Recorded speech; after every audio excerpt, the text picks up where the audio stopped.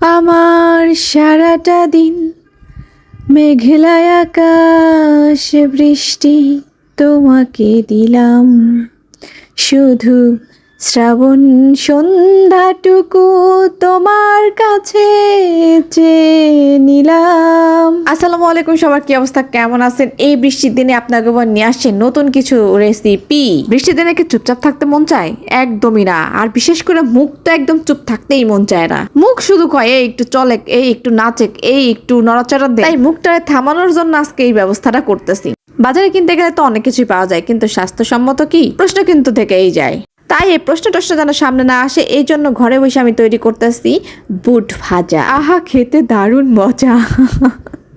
বৃষ্টির এই দিনে মুখে দিবেন কি মচমচ করবে। আহ, কি সুন্দর, কি শান্তি, কি মজা। খুবই অল্প খরচে কিন্তু এই জিনিসটা আপনারা ঘরে বসেই বানাইতে পারবেন।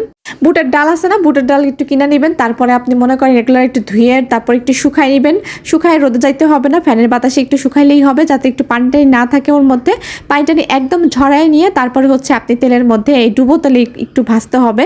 তাইলে দেখবেন যে একদম দোকানের মতো পারফেক্টলি হয়ে গেছে। এই যে দেখেন, আমি কিন্তু এগুলো ডুবো তেলেই ভাজতেছিলাম, তবে খুব বেশি একটা ডুবো তেলে ভাজি নাই। আমার জামাই আবার যে কিপটে মানুষ, বরং আমিও কিপটা বলা চলে। কিপটের এই সংসারে কিন্তু এই এত তেল দিয়ে খাওয়ার মতো অবস্থা আমাকেও নাই।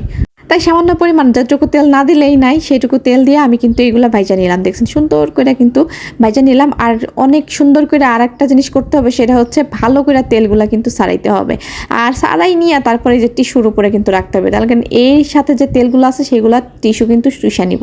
চুষা নেওয়ার পর দেখা যাইতেছে কি অনেক সুন্দর ঝরঝরা হয়। তো মোটামুটি এটা আমার ভাজা হয়ে গেছে। এরপরে আমি কিন্তু ভাজবো আরো একটা জিনিস। কি জিনিস? সেটা হইতেছে মুগ ডাল। মুগ ডালও কিন্তু সেম টেকনিকে ভাজতে হইব।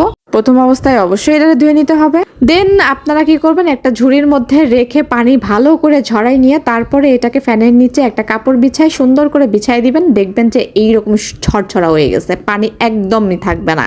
এরপর যে আমার গরম তেলটা ছিল, ওই তেলের মধ্যেই কিন্তু আমি এটা ভাজতেছি। তবে আমার এইখানে কিন্তু টেকনিকটা একটা ভুল হয়েছে বলতে আমি জানি, তবে আমার জিনিসটা না থাকার কারণে আমি এই অবস্থা করে ভাজতেছি। মুগ ডাল কিন্তু ভাজার নিয়ম বেসিক্যালি এইরকম না। মুগ ডালে আরো বেশি তেল দিতে হবে, আর অবশ্যই একটা ছাঁকনির মধ্যে মুগ ডালটা রেখে ছাঁকনি সহ এটাকে ভাজতে হবে।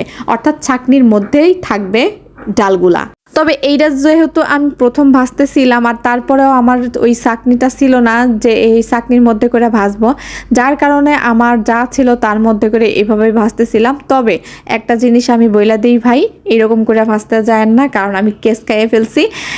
এই যে তেলগুলো দেখতেছেন, তেলগুলো আমি ভালোভাবে ছাড়াইতে পারি নাই। ও একটা জিনিস, ভাজার সময় কিন্তু কোনো কিচ্ছু ব্যবহার করতে হবে না, লবণ টবণ কোনো কিছুই দিবেন না। আপনারা যদি লবণ ব্যবহার করতেই চান তাহলে কি করবেন, যখন ভাজা হয়ে যাবে তখন বিট লবণ আর একটু শুকনো মরিচের গুঁড়া একটু ছিটাই দিলে দেখা যাবে যে একদম দোকানের মতো স্বাদ পাইবেন।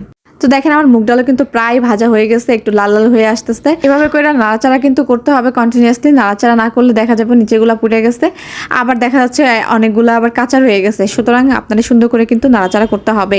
ভাজা কিন্তু সুন্দরই হয়েছিল, কিন্তু আমি তেলটা ছাড়াইতে পারি নাই শুধুমাত্র মুগ ডালে। তাছাড়া বুটের কিন্তু আমি সুন্দর মতো তেল ছাড়াইতে পারছি। এই যে দেখেন, অনেক ঝরঝরা হয়ে গেছে, কিন্তু মুগ ডালটা অনেক তৈলাক্ত হয়ে গেছে। তো বন্ধুরা প্লিজ এটা ট্রাই করেন না।